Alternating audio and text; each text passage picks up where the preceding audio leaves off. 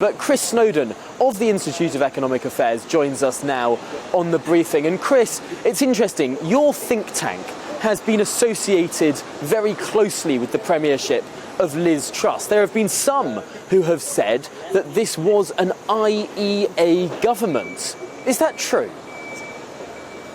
Well, no. I mean, obviously not. It was a Liz Truss government, and it was Liz Truss and Kwasi Kwarteng who created that mini budget. In fact, there's something in The Guardian today pointing out that a couple of people associated with the IEA were warning Liz Truss about the potential effects on the financial markets. You know, she wasn't in power for long enough for her to implement any IEA policies if she was ever going to. So we shall never know. Certainly, she was a friend of the IEA for many years before she became prime minister.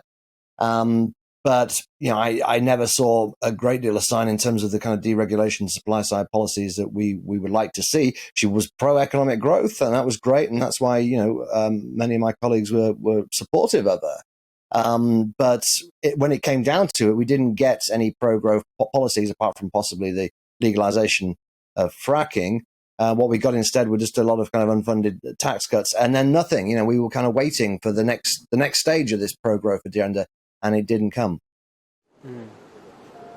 It's interesting. I've read what you have written in both the pages of the Mail, but also your own Substack website about the state of the economy, and frankly, how unlibertarian, if that is a phrase, the last government was. Indeed, the last 12 years have been. The scale of the debt burden growing, the level of taxation still at record highs.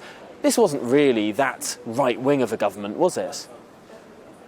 No, I mean, the tax changes mostly that were proposed were either bringing things back to the levels of 2021, or in the case of the 45p income tax rate, bringing back to the levels of 2009. So it wasn't particularly radical in a sense, other than, and this is quite important, that it was all being done on the Never Never. And everything's been done on Never Never in this country now for 20 years. And that's why we've ended up with £2.4 trillion of debt, rising debt interest payments. We are, as Liz Truss said when she became prime minister, a high tax, high regulation, low growth economy. I do believe she sincerely wanted to do something about that. And in a way, it's a shame that she won't get the chance to do it. I'm not sure that her successor will do either.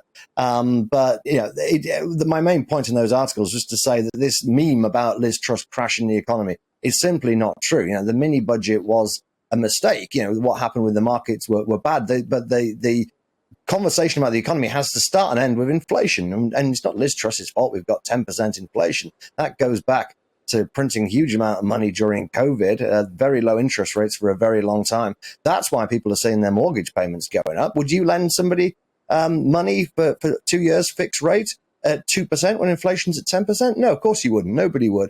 And the problem with the mini budget was that the markets got the impression, quite rightly, I think, that the Bank of England wasn't doing very much about inflation.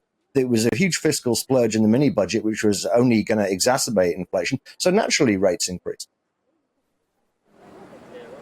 Well, Chris Snowdon, fascinating analysis as always. Really appreciate your time this morning on the briefing. And please do keep writing those articles. Really, really insightful analysis.